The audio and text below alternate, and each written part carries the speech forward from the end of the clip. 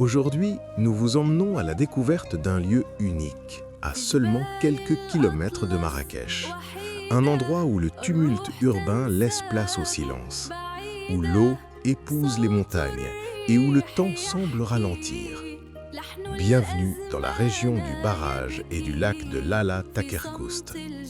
En quittant Marrakech vers le sud-ouest, la transformation est progressive. Les rues animées disparaissent peu à peu, remplacées par des paysages ouverts, presque arides. La terre prend des teintes ocre et dorées, typiques du piémont de l'Atlas. Puis, soudain, le décor change. Une vaste étendue d'eau surgit au milieu de ce paysage minéral. Le lac de Lala Takerkoust apparaît comme une oasis moderne, entourée par les reliefs majestueux du Haut-Atlas. Mais ce lac n'est pas naturel. Il est né de la construction du barrage de Lala Takerkoust, édifié au début du XXe siècle. À l'époque, il représentait un projet d'ingénierie ambitieux, destiné à répondre aux besoins croissants en eau et en énergie de la région de Marrakech. Le barrage retient les eaux de l'Oued Enfis, un cours d'eau descendant directement des montagnes de l'Atlas. Grâce à cette retenue, l'eau peut être stockée, régulée et redistribuée vers les plaines agricoles du Haouz.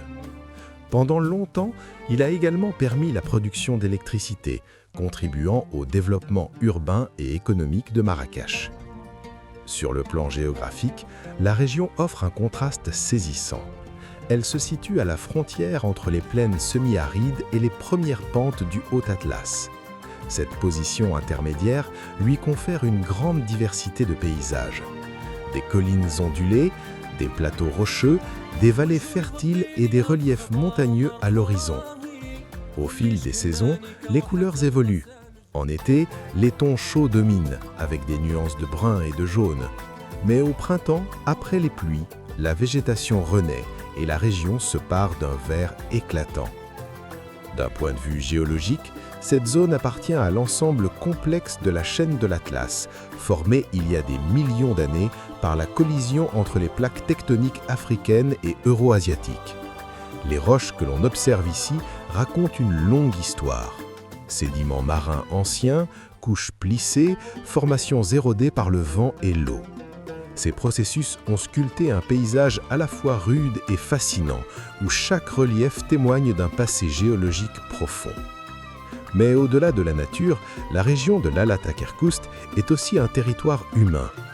Les habitants vivent principalement dans des villages dispersés autour du lac et dans les vallées avoisinantes. Leur mode de vie reste étroitement lié à la terre et à l'eau. L'agriculture y occupe une place centrale, notamment grâce à l'irrigation rendue possible par le barrage. On y cultive des céréales, des oliviers, ainsi que des légumes destinés aux marchés locaux.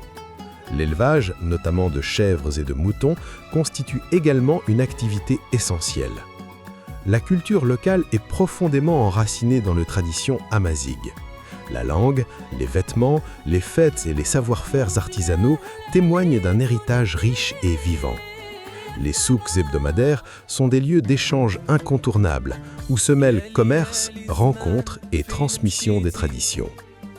Sur le plan économique, la région repose sur un équilibre entre agriculture, ressources hydriques et développement touristique. Le barrage joue un rôle fondamental en tant que source d'eau pour l'irrigation. Sans lui, l'agriculture locale serait beaucoup plus vulnérable aux aléas climatiques. Il constitue ainsi un pilier de la sécurité alimentaire dans cette partie du Maroc. Mais depuis plusieurs années, un autre moteur s'impose progressivement, le tourisme. Le lac de Lala Takerkoust est devenu une destination prisée, aussi bien pour les habitants de Marrakech que pour les visiteurs étrangers. Sa proximité avec la ville en fait une escapade idéale pour une journée ou un week-end. Les activités y sont nombreuses. Sur les rives du lac, on peut se détendre, organiser des pique-niques ou simplement profiter du calme. Pour les amateurs de sensations, des sports nautiques sont proposés, comme le jet ski, le kayak ou encore le paddle. Les environs offrent également des possibilités d'aventures terrestres, balades en quad, randonnées pédestres dans les collines ou excursions vers les villages de l'Atlas. Les restaurants et cafés installés en bordure du lac permettent de savourer un repas tout en contemplant le paysage. L'un des moments les plus magiques reste le coucher de soleil. Quand la lumière décline, le ciel se teint de rouge et d'orange et ses reflets se dessinent à la surface de l'eau, créant un spectacle naturel d'une grande beauté. La région attire également les amoureux de nature et de tranquillité. Certaines espèces d'oiseaux viennent y faire escale, ajoutant une dimension écologique à cet écosystème artificiel devenu refuge de biodiversité. Cependant, ce succès touristique pose aussi des défis. La préservation de l'environnement, la gestion des déchets et le développement durable sont aujourd'hui des enjeux majeurs pour garantir l'avenir de ce site. En définitive, l'Alatakerkoust est bien plus qu'un simple lac ou un barrage. C'est un lieu de rencontre entre l'homme et la nature, entre modernité et tradition, entre utilité et beauté. Un espace où l'eau, si précieuse dans cette région, façonne à la fois les paysages, les modes de vie et les activités économiques. À seulement quelques kilomètres de Marrakech, ce site offre une parenthèse hors du temps, une invitation à ralentir, à contempler et à redécouvrir l'essentiel. Si vous passez par Marrakech, prenez le temps de faire ce détour, car à l'Alatakerkoust, ce n'est pas seulement un paysage que l'on découvre, c'est une histoire que l'on ressent.